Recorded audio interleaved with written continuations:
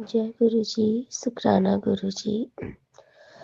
ये मेरा शुक्राना सत्संग है संगत जी। गुरु जी के श्री चरणों में समर्पित मैं मंत्र जाप से प्रारंभ करना चाहूंगी।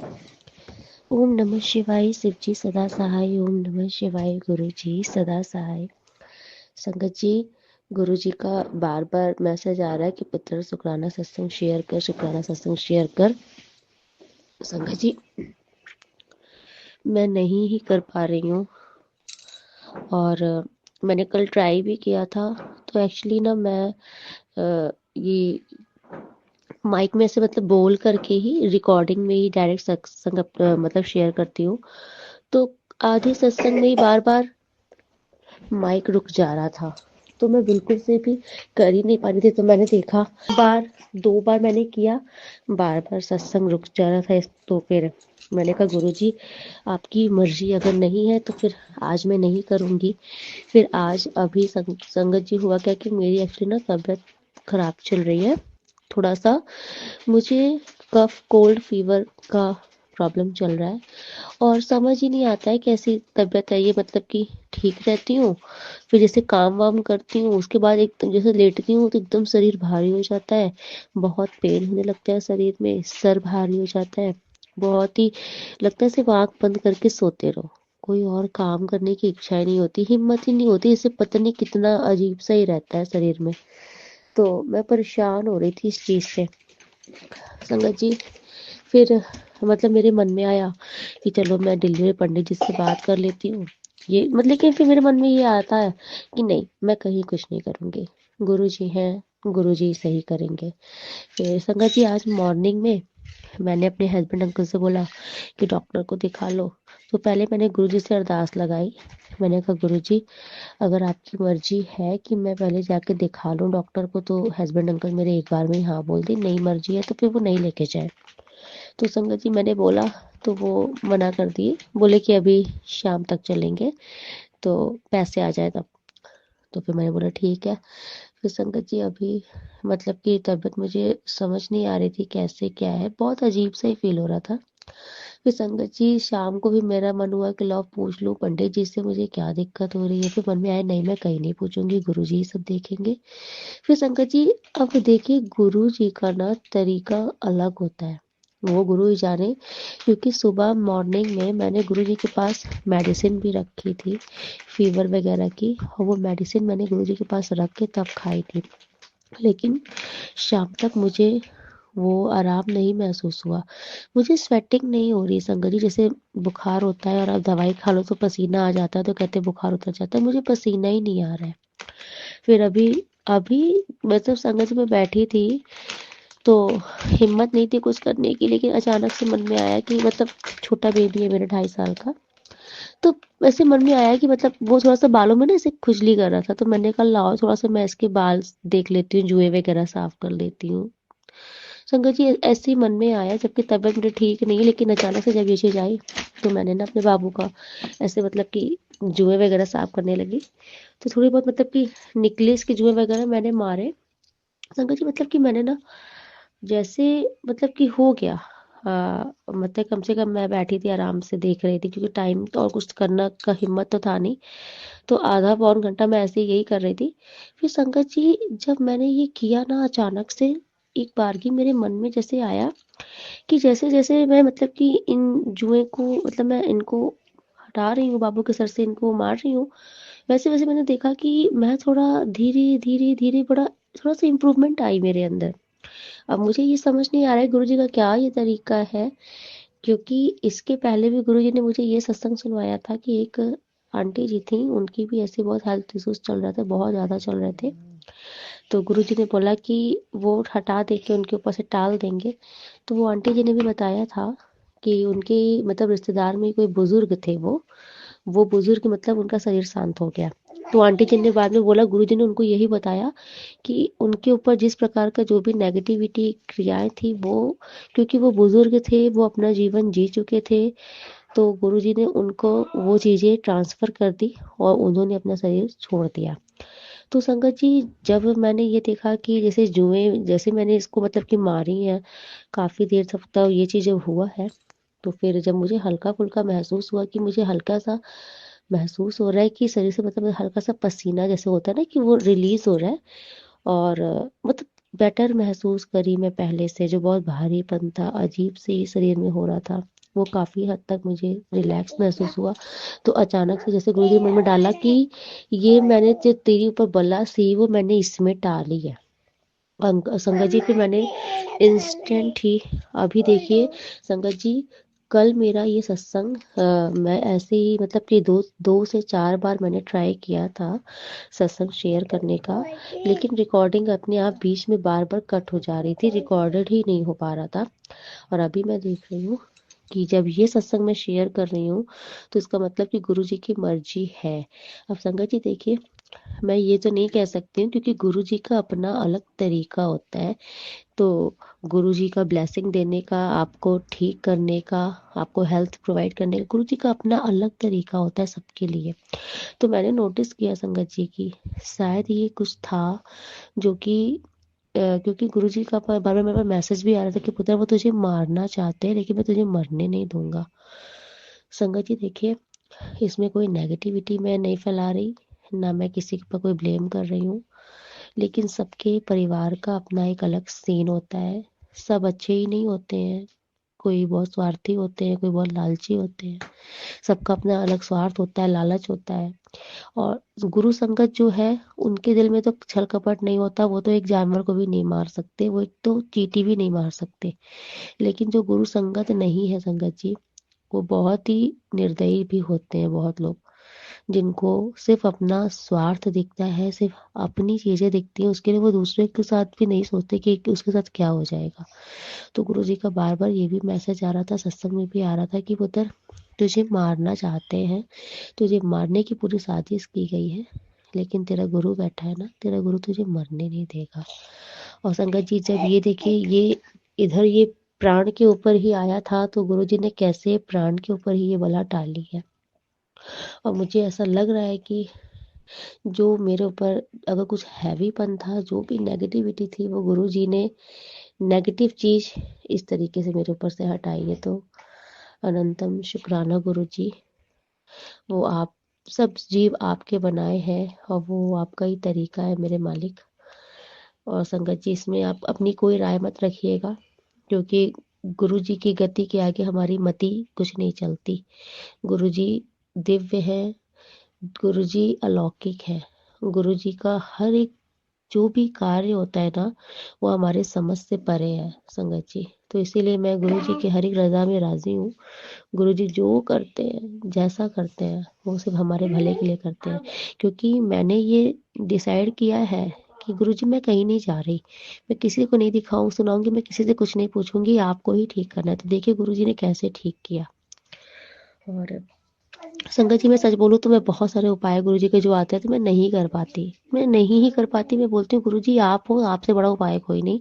फिर संगत जी जब ऐसा मैं बोलती हूँ ना तो गुरु जी का मैसेज भी आता है, पुत्र छड़, तू कोई उपाय मत कर, तू तो बस मेरा ध्यान किया कर, तो मेरा मंत्र जाप किया कर, मैं वही करती हूँ।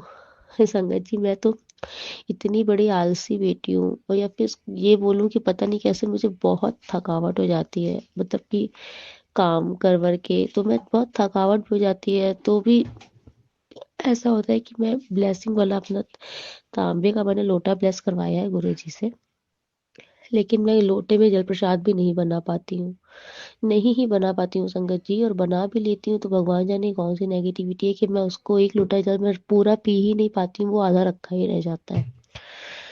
अब वो गुरुजी ही जाने आज गुरुजी ने ऐसा क्यों मुझे सत्संग में शेयर करवाया, क्योंकि पहले मेरा नियम था, मैं डेली जल प्रसाद बनाती थी, डेली पीती थी, नहाती भी थी, अपने बच्चों को, अपने हस्बैंड अंकल को, सबको देती थी। लेकिन अभी मेरा सब कुछ रूटीन सब टेढ़ा सब उल्टा पड़ गया है संगत जी। और एक सत्संग मेरा और है संगत जी, गुरु जी मुझे लगातार एक्सीडेंट का सत्संग सुनवा रहे थे लगातार संगत जी।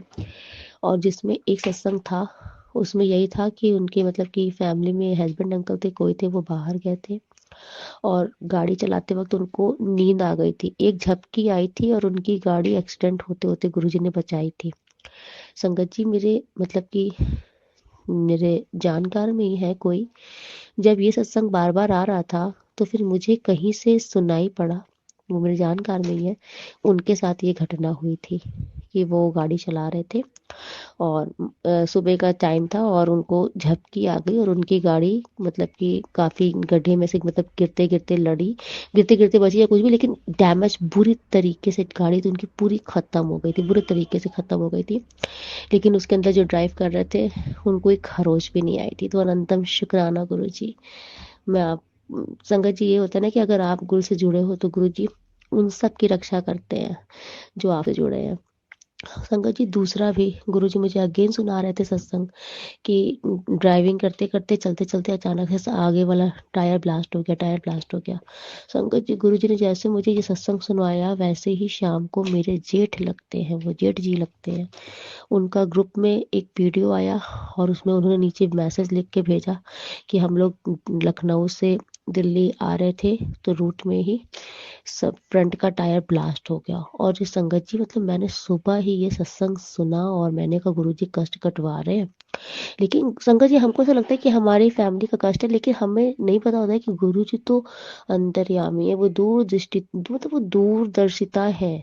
सोचिए, वो हमारे जेठ जी लगते हैं, हमारा मतलब बहुत ज्यादा उनसे बोल चाल भी, मतलब बोल चाल क्या मतलब कि जैसे कि बहुत ज्यादा फैमिलियर वाला वाइब्स नहीं है उनके साथ।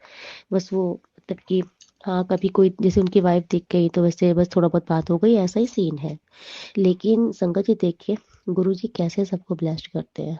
तो मैं उनका भी शुक्राना सत्संग कर रही हूँ, अनंतम शुक्राना गुरुजी, क्योंकि कोई उम्र उनकी भी नहीं थी। और संगत जी ऐसे ही हम लोग भी अभी, हम हमारे हस्बैंड अंकल और बाबू, हम लोग भी ऐसे ही गए थे रामायण में। और फिर जब हम लोग रामायण से, हमारे मतलब मामा ससुर जी क्या रामायण से रिटर्न आ रहे थे संगत जी, तो अचानक से जैसे हम मैं गाड़ी पे बैठने चली तो पीछे से ही, और मतलब कि मामा जी एक और लगते बड़े मामा जी, उन्होंने मुझे आवाज लगाई। तो मैं रुक गई, बात बात करने लगी। अचानक से ही संगत जी मेरा फोन है और मेरा फोन सड़क में ही स्क्रीन की तरफ से, ऑन स्क्रीन की तरफ से ही रोड पर गिर गया और गिट्टी वगैरह कुछ उसमें लगी और तुरंत मेरे फोन की स्क्रीन गायब हो गई।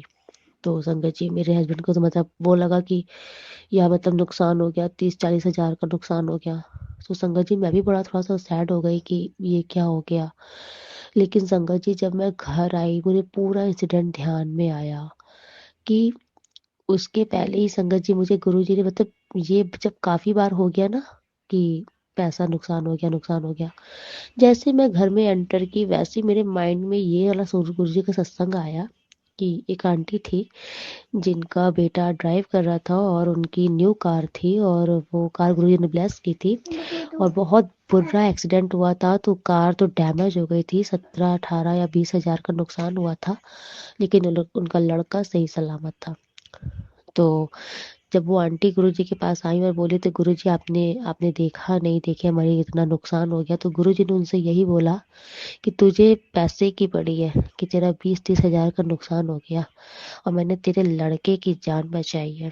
पैसे तो तू पूरी जिंदगी कमा लेगा, तेरे लड़के का हाथ टूट सकता था, उसके मैंने प्राण बचाए हैं। जैसे ही मुझे ये सत्संग ध्यान में आया, मैंने अपने हस्बैंड अंकल से बोला बिल्कुल से शांत हो जाओ, अब बिल्कुल भी नहीं सोचना है। गुरुजी ने हमारा बहुत बड़ा कष्ट काटा है, क्योंकि मेरे बच्चे का भी बार बार गुरुजी एक्सीडेंट का सुना रहे थे, एक्सीडेंट एक्सीडेंट, बच्चे का एक्सीडेंट एक्सीडेंट।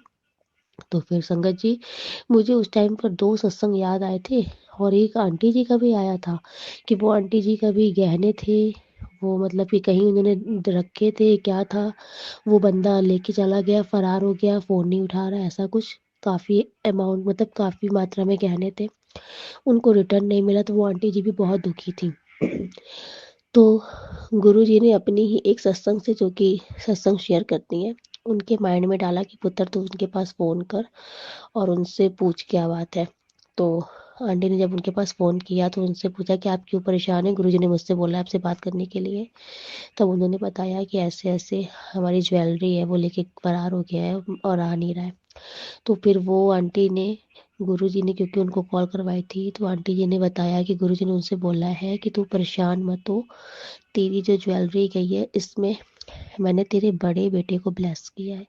तेरे बड़े बेटे के ऊपर कष्ट था, बहुत बड़ा कष्ट था, जान का भी था, तो मैंने वो ऐसे काटा है। वो आंटी जो इतने महीनों से परेशान थी, 1 मिनट के अंदर उनका सारी परेशानी टेंशन छूमंतर हो गई।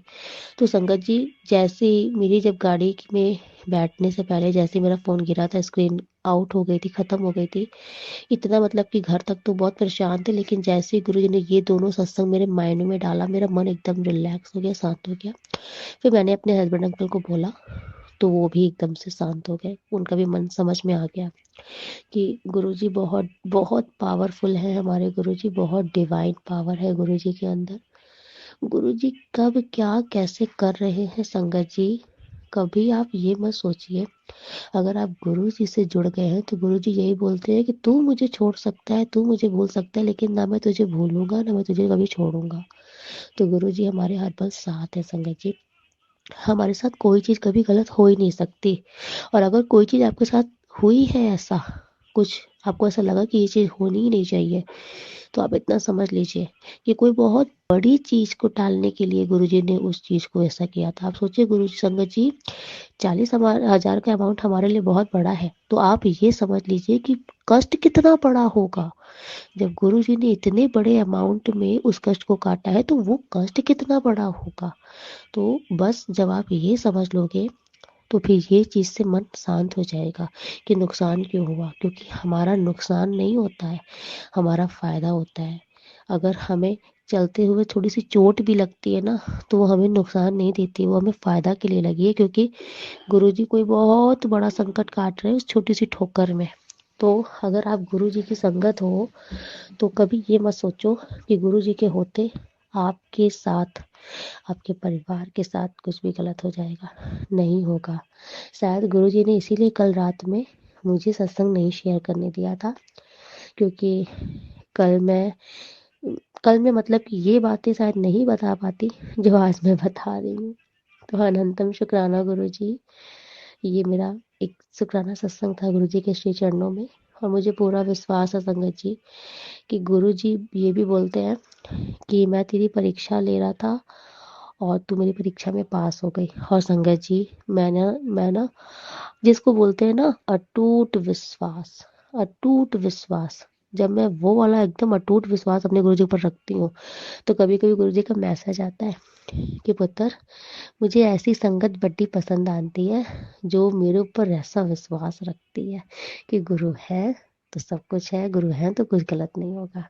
अनंतम शुक्राना गुरु जी। और बस ऐसी संगत बनाए रखिएगा, अपनी मुट्ठी पर संगत में रखिएगा। और संगत जी, बार बार मुझे एक मैसेज और आ रहा है, हो सकता है किसी के लिए हो, क्योंकि उस टाइम पर मेरे लिए भी ये मैसेज है, क्योंकि मुझे ना पेट में भी कॉन्स्टिपेशन की बहुत प्रॉब्लम चल रही है, बहुत ही ज़्यादा।